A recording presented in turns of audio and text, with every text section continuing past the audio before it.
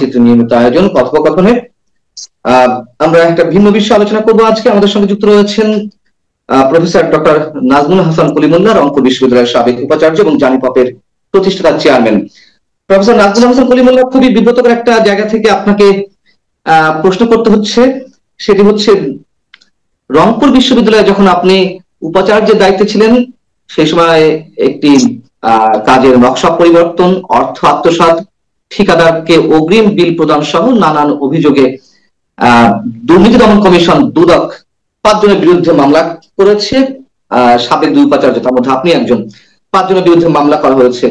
এই বিষয়ে আপনার কোনো মন্তব্য বা বক্তব্য, প্রতিক্রিয়া? ধন্যবাদ। দেখুন, আমি বেগম রোকেয়া বিশ্ববিদ্যালয়ের 4র্থ উপাচার্য হিসেবে দায়িত্ব পালন করেছি। আমার আগে আমার সহকর্মী ঢাকা বিশ্ববিদ্যালয়ের প্রফেসর ডক্টর নুরুল নবী, তিনিও 2য় ভাইস চ্যান্সেলর দায়িত্ব পালন করেছেন। ওনার টেনিয়রের পরে আমার টেনিয়র শুরু হয়েছে। আমি সেখানে দায়িত্ব গ্রহণের পরে খেয়াল করলাম যে আপনার ওই একটি হল এবং একটি ইনস্টিটিউটের ভবন নির্মাণের কাজ শুরু হয়েছে এবং প্লিন্থ লেভেল পর্যন্ত সেটি সম্পন্ন হয়েছে, অর্থাৎ আপনার বেসমেন্টটা তৈরি হয়ে গেছে। তো সেখানে আমি পরে ইঞ্জিনিয়ার এবং যিনি আমাদের পরামর্শক আপনার প্রখ্যাত আর্কিটেক্ট মনজুর কাদের, তাদের সঙ্গে কমিটি নিয়ে বসলাম। বসার পরে খেয়াল করলাম যে একনেক কর্তৃক অনুমোদিত যে নকশা, সেটি আমার আগের উপাচার্য মহোদয়ের আমলে পরিবর্তিত হয়ে গেছে এবং বড় ব্যত্যয় নিয়ে এখন আপনি জানেন যে যখন আপনার ভিত্তিটা তৈরি হয়ে যায়, তারপরে আর সেখানে কোনো কিছু করার সুযোগ থাকে না। যে ভিত্তি, সেটার উপরেই বাকি কাজগুলো করতে হয়। এবং আমরা যেহেতু উত্তরের বাতিঘর বলে পরিচিত এই বিশ্ববিদ্যালয়টি নানানভাবে অবহেলিত, বঞ্চনার শিকার উত্তরের মানুষ, সেই কারণে জনস্বার্থে এবং সবার অনুরোধে আমি কাজ চালিয়ে গেছি। এক। দ্বিতীয়ত, আপনারা সবাই জানেন যে তৎকালীন শিক্ষামন্ত্রী দীপুমণি নানানভাবে আমাদেরকে প্রভাবিত করবার চেষ্টা করেছেন তার নিজস্ব এজেন্ডা নিয়ে। আমি সেটা সহ্য করিনি বা গ্রহণ করিনি। তার সঙ্গে আপনার সহযোগিতামূলক কোনো কাজে যুক্ত হয়নি।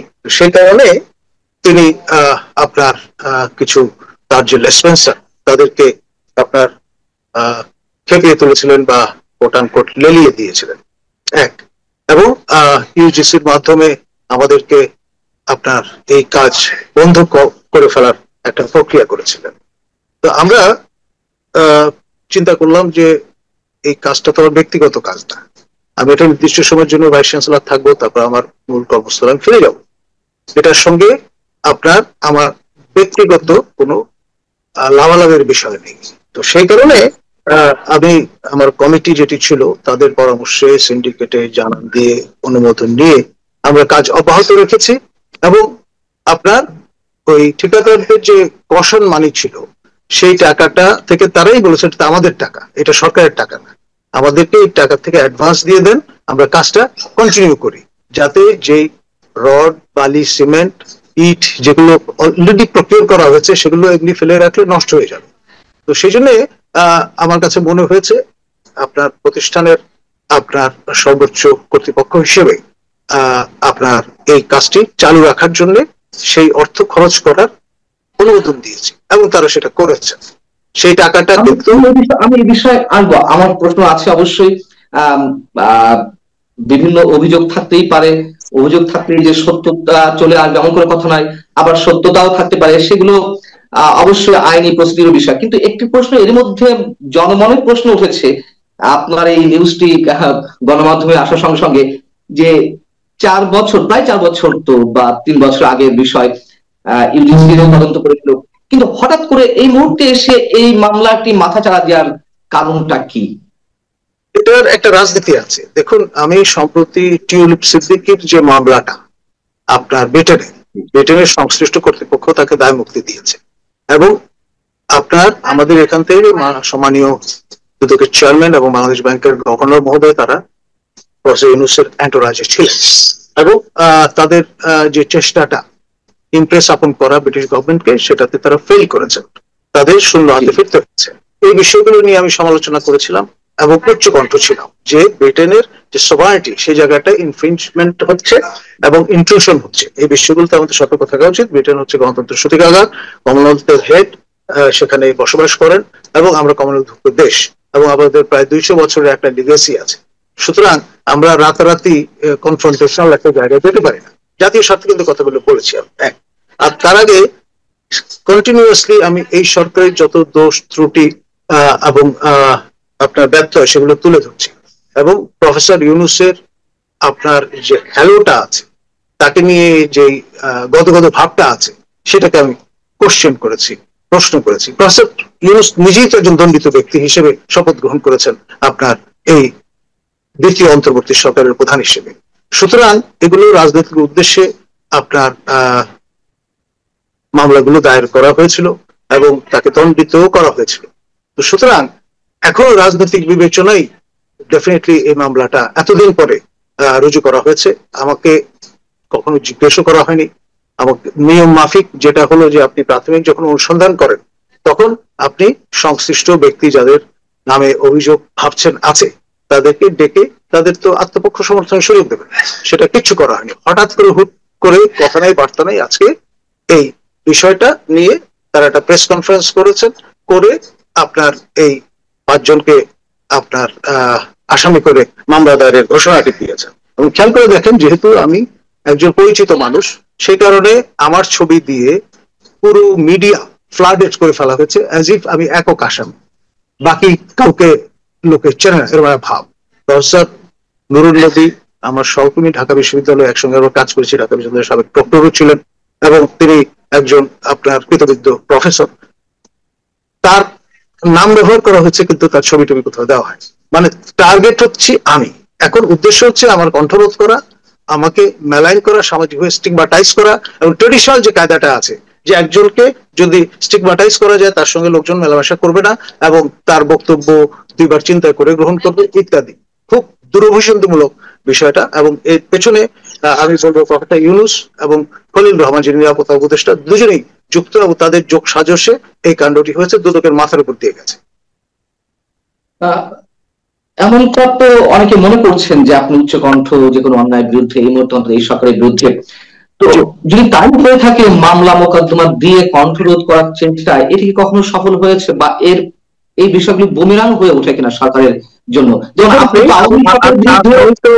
সরকারের বিরুদ্ধে শেষ পর্যায়ে আপনি উচ্চকণ্ঠ ছিলেন বিভিন্ন অনিয়ম দুর্নীতি এখনো আছে এবং বরাবর করবো। এবং নিজে আমি আমাদের তৎকালীন রেজিস্ট্রার কর্নেল আবু মোস্তফা কামাল অবসরপ্রাপ্ত, তাকে সহ ঢাকা রিপোর্টার্স ইউনিটিতে প্রকাশ্যে দীপুমনির ইন্টিগ্রিটি চ্যালেঞ্জ করেছি এবং প্রেস কনফারেন্স করে পুরো বিষয়গুলো বিব্রত করেছি। এবং তার আগে আপনার এই কাজ কন্টিনিউ করার প্রয়োজনে প্রতিটি স্টেক হোল্ডারকে চিঠি দিয়ে জানান দেওয়া হয়েছে যে আমরা এই কাজ করতে যাচ্ছি।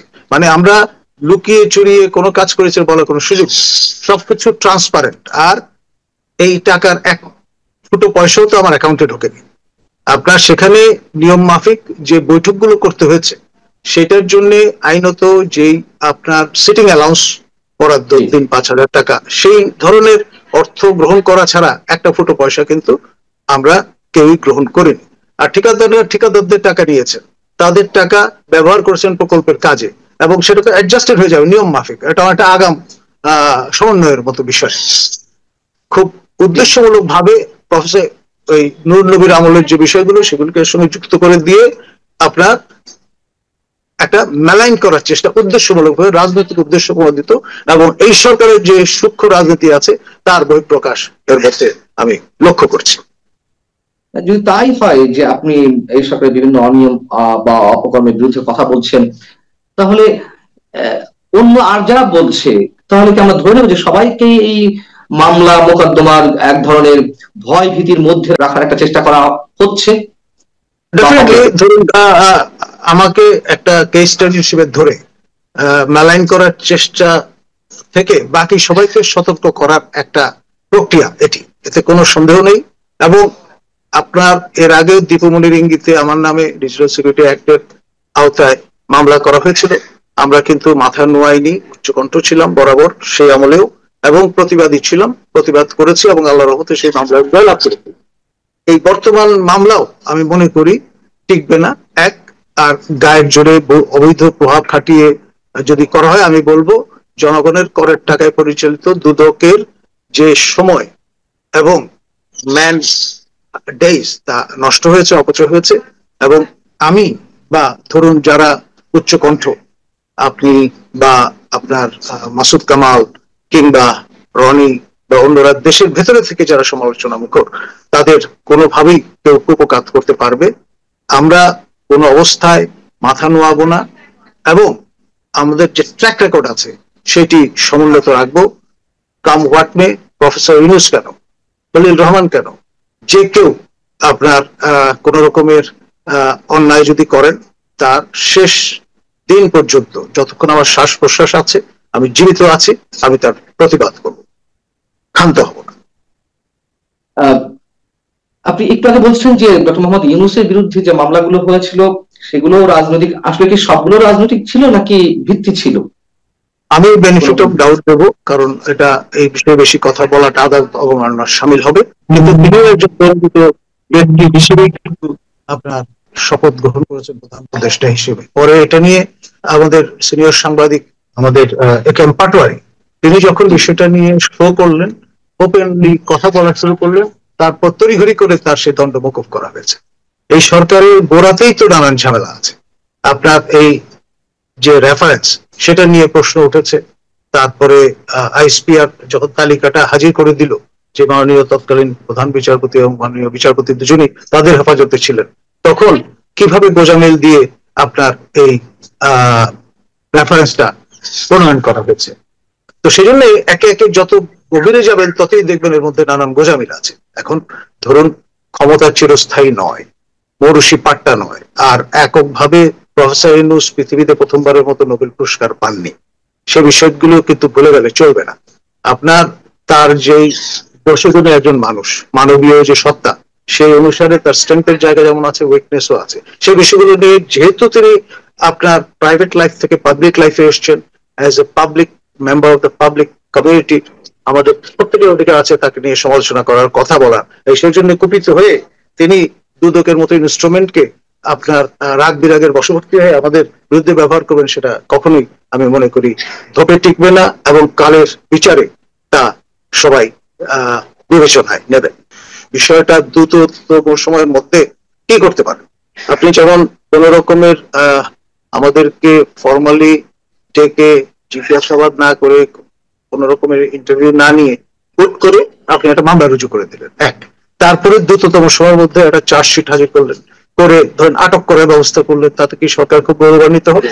বা আমাদের কণ্ঠ হয়তো আপনি বাহিনী বার রেখে সাময়িকভাবে আপনি রুদ্ধ করার চেষ্টা করবেন। কিন্তু আমি দীর্ঘদিন ধরে অ্যামনেস্টি ইন্টারন্যাশনালে কাজ করে অভ্যস্ত, অসংখ্য প্রিজন অফ কনসায়েন্সের কেস নিয়ে ক্যাম্পেইন করেছি দেশে বিদেশে। আমাদের মতো লোককে আপনি এইভাবে হয়রানি করার উদ্যোগ নিয়ে, আর যাই হোক, এই সরকার মহিমান্বিত হবে না, হতে পারে না। বলছেন যে হুট করে মামলাটি হয়েছে, কিন্তু 2021 সালে তো ইউজিসি তদন্ত করেছিল এবং তারা নাকি সেখানেও যাদের দিয়ে তদন্ত করেছে তাদের একজন বরখাস্ত, আরেকজন আপনার মামলার আসামি। তাদেরকে দীপমণি ভয় দেখিয়ে, নানান প্রলোভন দেখিয়ে এই ধরনের একটা দায় সারা গোছের তদন্ত করবার চেষ্টা করেছিল, এবং সেটি নিয়ে কোন রকমের সাবস্টেন্স যদি থাকতো, ওটা করতে গিয়ে বরং আরো যেটা হয়েছে, আমরা যেটা বরাবর বলে আসছিলাম যে আমার দায়িত্ব নেওয়ার আগে এই কাজগুলো সম্পন্ন হয়েছে, সুতরাং ওর দায় আমি কেন নেব? যখন আপনি একজন উপাচার্য হিসেবে দায়িত্ব গ্রহণ করেন, ধারাবাহিক ভাবে কতগুলো কাজ করে যেতে হয়।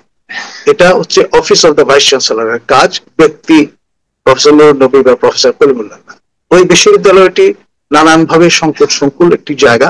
আমাদের দ্বিতীয় ভাইস চ্যান্সেলর একদিন আগে অব্যাহতি পেয়েছিলেন এই দুর্নীতির অভিযোগে, প্রফেসর জলিল রাজশাহী ইউনিভার্সিটি, এবং তিনি যেই কাজগুলো করেছিলেন সেই কারণে এই বিশ্ববিদ্যালয় স্টিগমাটাইজড হয়েছে, এবং তার নামে দুদকের মামলা হয়েছে, জেলও খেটেছেন। এখন ধরুন সবাইকে এক কাতারে ফেলে এক কায়দায় হেনস্থা করার যে অপচেষ্টা, সেটি আমি বলবো সরকারের করের, যে জনগণের যে কর দিয়ে সরকার লালন পালন করা হচ্ছে, তার অপব্যবহার, ক্ষমতার অপব্যবহার, এবং ট্র্যাডিশনাল যে কায়দাগুলো আছে, মানুষকে ভয় দেখানো, মানুষকে বিব্রত করা, মানুষকে স্টিগমেটাইজ করা।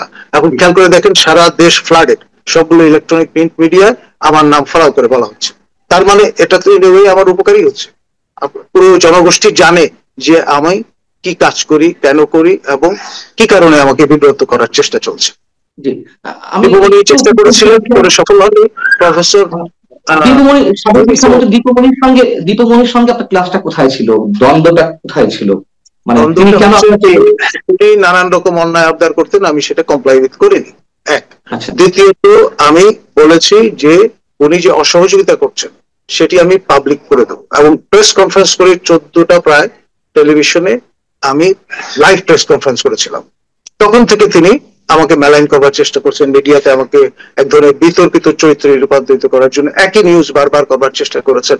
করে বিষয়টা হয়েছে আমি এক ধরনের জাতীয় পরিচিতি অর্জন করেছি, এবং আমি এই প্রফেসর ইউনূসের আমলে যেটা পেলাম, ডেফিনেটলি দেখবেন আল্লাহর রহমতে আন্তর্জাতিক পরিচিতি লাভ করব।